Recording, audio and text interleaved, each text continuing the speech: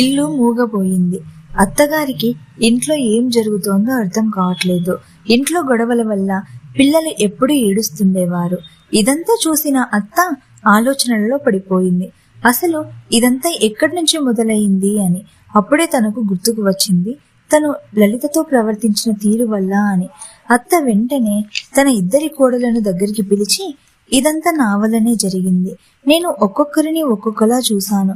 లలిత మా కోసం చాలా చేసింది, కానీ నేను ఎప్పుడు తన కష్టాన్ని గుర్తించలేదు. నన్ను క్షమించండమ్మా అని ఏడ్చేసింది. తర్వాత కావ్య మరియు లలితలు ఇద్దరు మాట్లాడుకున్నారు. వారి అపార్థాలు మరియు సందేహాలను ముందు పెట్టారు. అప్పుడే కావ్య, అయ్యో అక్క, అలాంటిదేమీ లేదు అక్క, నేను నిన్ను ఎప్పుడు గొప్పగానే అనుకునేదాన్ని. అసలు ఇంత ఇల్లుని ఒక్కదానివే ఎలా చూసుకునేదానివి అని చెప్పింది. మరి నెక్స్ట్ ఏం జరిగిందనేది నెక్స్ట్ వీడియోలో చూద్దాం. నా వీడియో నచ్చినట్లయితే లైక్ చేసి నా ఛానల్ని సబ్స్క్రైబ్ చేసుకోవచ్చు కదా ప్లీజ్.